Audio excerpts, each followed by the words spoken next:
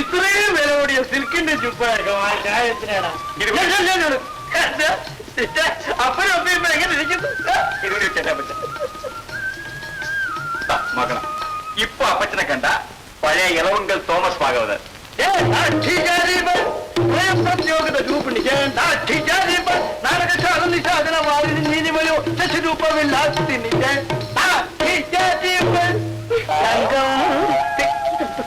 പിള്ളേരെ മുമ്പിൽ വെച്ചാണ് കുന്ത്രാണ്ടൊക്കെ കാണും. ഞാനേ അറിയാതെ പഴയ കാലം ഒന്ന് ഓർമ്മിച്ചു. ഞാൻ രാജാപ്പാട്ടും ആ ഇളവുങ്കൽ തോമസ് ഭാഗവതരൊക്കെ ഞാൻ അഹമപ്രകാരം കാണിച്ചുകൂടി.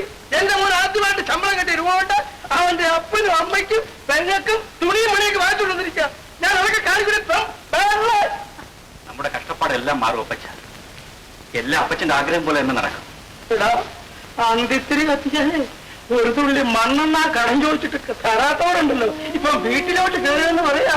ആശാലെ എത്ര രൂപ വേണേലും കടം വാങ്ങിച്ചോണ്ടാട്ടെ, ഇഷ്ടമുള്ളപ്പോ തന്നാ മതിയുള്ളൂ.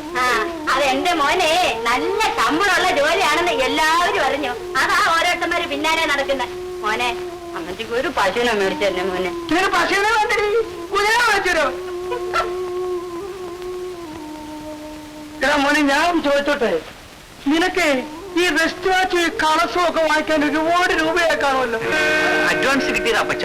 ഇതാ ബാക്കി 250 രൂപ. അപ്പോ 500 രൂപ ശമ്പളം ഉണ്ടോ ചേട്ടന്? അത് ആദ്യമായതുകൊണ്ട് കുറച്ച് കൂടുതൽ രൂപ എനിക്ക് അഡ്വാൻസ് ആയി കിട്ടി. ഇനി എന്റെ മോനെ ഒന്ന് കല്യാണം കഴിക്കണം കേട്ടോ. ഞാൻ പറയാം, എന്റെ മോന് സ്ത്രീധനമായിട്ട് 10,000 രൂപ എന്റെ കയ്യിലോട്ട് വന്നില്ലെങ്കിൽ അവനെ കിട്ടത്തില്ല. അതിനൊക്കെ വെള്ളം വാങ്ങിയാല് അതിന് 5,000 രൂപ കൊടുത്ത് ഞാൻ എന്റെ മോളെ കെട്ടി. അത് ഞാൻ തീരുമാനിച്ച് ഉറച്ചു കഴിഞ്ഞു.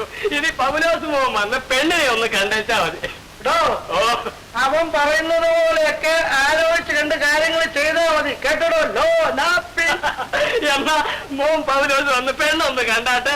ഏത് സൈസ് പെണ്ണ് വേണേലും കച്ചി തിരിച്ച് എലിയ സർവേ നമ്പർ ഉൾപ്പെടെ പുതുക്കിയ ലിസ്റ്റ് ഇപ്പൊ എന്റെ കയ്യിലും വേണ്ട. ഇപ്പൊ എടുക്കണ്ട, ഇപ്പൊ എടുക്കാം മോനെ. കാറ്റുള്ളു പോയി തൂറ്റാനോ നീച്ചാൽ ആ കാര്യങ്ങൾ. ആ ശരി, എന്നാൽ ഓണാപ്പി വന്നാട്ടെ, നമുക്ക് അങ്ങോട്ട് പോയി ആലോചിക്കാം.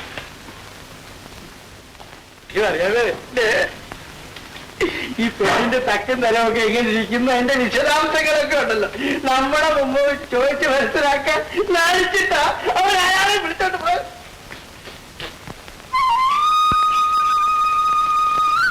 ഏതായാലും എനിക്കിന്ന് വരാൻ സാധ്യമല്ല. ഞാൻ അത്യാവശ്യമായ സ്ഥലം വരെ പോവുകയാണ്. കല്യാണത്തിനേക്കാളും വലിയൊരു മഹാകാര്യം വേറെ എന്തുവാ?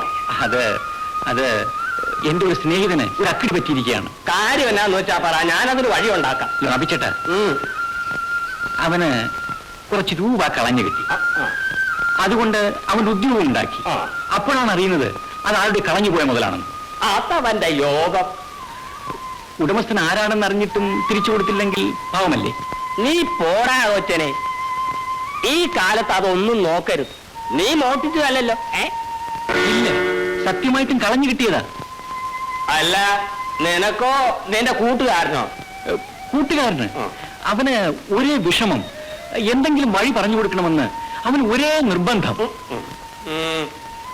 അപ്പേ ഒരു കാര്യം, ആ കൊച്ചൻ കെട്ടിയവനാണോ? ഇല്ല. എന്നാല് അവനെ കൊണ്ടൊരു കല്യാണം ആലോചിപ്പിച്ച് ആ സ്ത്രീധനം എന്നോട് മേടിച്ചേച്ച് ആ തുക അങ്ങ് തിരിച്ചു കൊടുത്തേക്കണം. കൊള്ളാം. എന്നാൽ ഞാൻ ഇന്ന് തന്നെ അവിടെ പോയി അവനെ കണ്ട് ചേട്ടൻ പറഞ്ഞ ഈ കാര്യം അവനോട് പറയാം. എന്താ? ശരി. അപ്പോഴേ ഒരു കാര്യം ചോദിക്കട്ടെ, എവിടെയായി കിങ്ങിണിപ്പാറ? അത് കുറച്ച് ദൂരെയാ. കിങ്ങിണിയാറ്റിന്റെ തെക്കേ തലക്ക് ചെന്നിട്ട് നേരെ വടക്കോട്ട് നടന്നോ. ഞാൻ പോട്ടെ, പിന്നെ കാണാം. ലൊണപ്പിച്ചേട്ടാ, ഞാനിപ്പോ പറഞ്ഞ ഓരോന്നും അപ്പച്ചനോട് പറയരുത്. കാപ്പി കുടിക്കാം.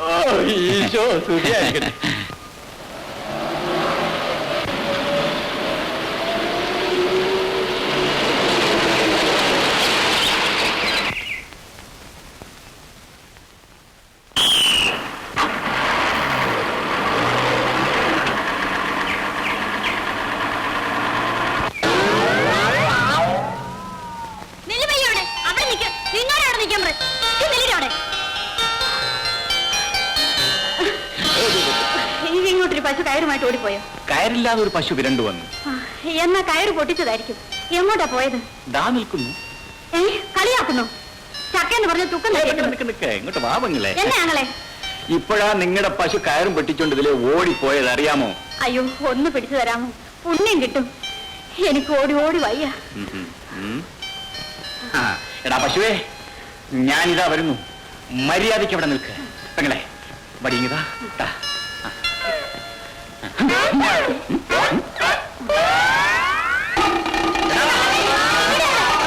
പശു നിൽക്കണ അവിടെ.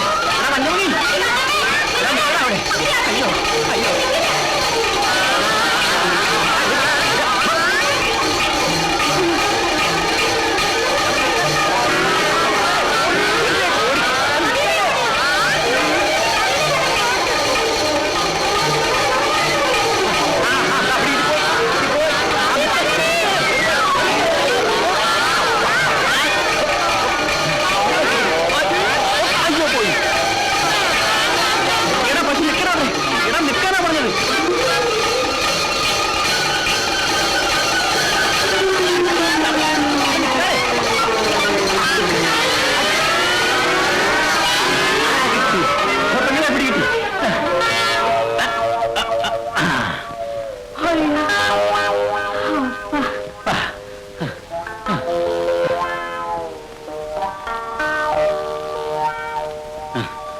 അയ്യോ അപ്പ, ഇതാ നിങ്ങളുടെ പശു.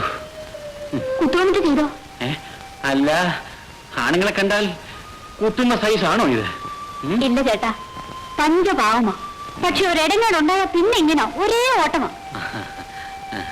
പ്രായം അതല്ലയോ, അതുകൊണ്ടാ. നല്ല കൊഴുത്ത് തടിച്ച പശു. പെറ്റതാന്നോ? ആ, കണ്ടിട്ട് എങ്ങനെ തോന്നുന്നു? ഈ സൈസ് പശുക്കളെ കണ്ടതുകൊണ്ട് മാത്രം ഒന്നും പറയാൻ പറ്റൂല. ആള് മോശമല്ലല്ലോ. എടി കണ്ണമ്മ, മോള് നേരെ വീട്ടിലേക്ക് വെക്കോ കേട്ടോ. വേഗം പോ.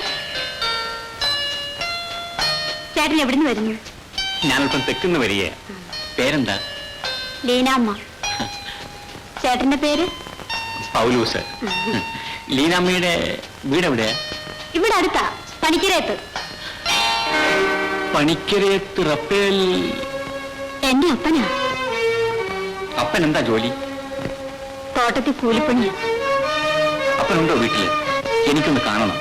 വേണ്ട ചേട്ടാ, അപ്പനെ കാണണ്ട. അപ്പൻ എപ്പോഴും കുടിയാ. ഒരു ലക്കുമില്ലാതെ വരുന്നവരെയൊക്കെ ചീത്ത പറയും. ഓഹോ, അത്ര വലിയ കുടിയനാണ്. നല്ല സ്വഭാവമായിരുന്നു അപ്പന്. ആ പണം പോയതിനു ശേഷമാ അപ്പൻ ഇങ്ങനെ കുടിക്കാൻ തുടങ്ങിയത്. ഞാനും അമ്മച്ചി എന്തോ പറഞ്ഞാലും ഞങ്ങളെ തല്ലും. കരയാതിരിക്കൂ ലീനാമ്മേ. മനസ്സിന്റെ വിഷമം കൊണ്ടായിരിക്കും അപ്പൻ അങ്ങനെയൊക്കെ ചെയ്യുന്നത്. ചേട്ടൻ എന്തിനാ അപ്പനെ കാണാൻ വരുന്നത്? അതൊക്കെ ഒരു രഹസ്യമാണ്. ലീനാമ്മയ്ക്ക് കല്യാണമായോ? കല്യാണ ചെലവിന് വസ്തു വിറ്റുവെച്ചിരുന്ന പണമായിരുന്നു ചേട്ടാ. അത് ആരോ ദ്രോഹികളത് കൊണ്ടുപോയി. അതോടെ എന്റെ കല്യാണം നിന്നുപോയി. അത് പോയെങ്കിൽ പോട്ടെ, വേറൊരു കല്യാണം ആകാമല്ലോ. ഇനി എന്നെ കെട്ടാൻ ആരെങ്കിലും വരുമോ ചേട്ടാ? ഞാനൊരു എരണദോഷയാണെന്നാണ് അപ്പം പറയുന്നത്. ലീനാമ്മയെ പോലുള്ള സുന്ദരി പെണ്ണുങ്ങളെ വെളിയിൽ കണ്ടാൽ ആണുങ്ങൾ റാഞ്ചി എടുത്തോണ്ട് പോയില്ലേ? ചേട്ടന് കെട്ടിയവളും പിള്ളേരും ഒക്കെ എവിടെയാ? ഞാനും ലീനാമ്മയെ പോലെ കല്യാണത്തിന്റെ നടവരമ്പിലൂടെ അങ്ങനെ നടന്നു തുടങ്ങിയതേ ഉള്ളൂ.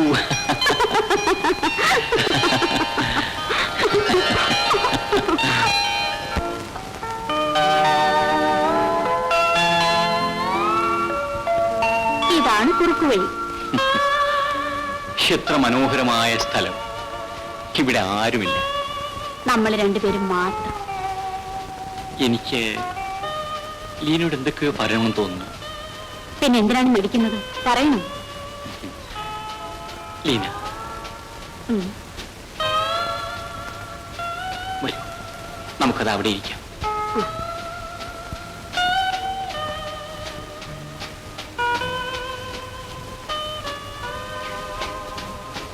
ഇരിക്കൂ.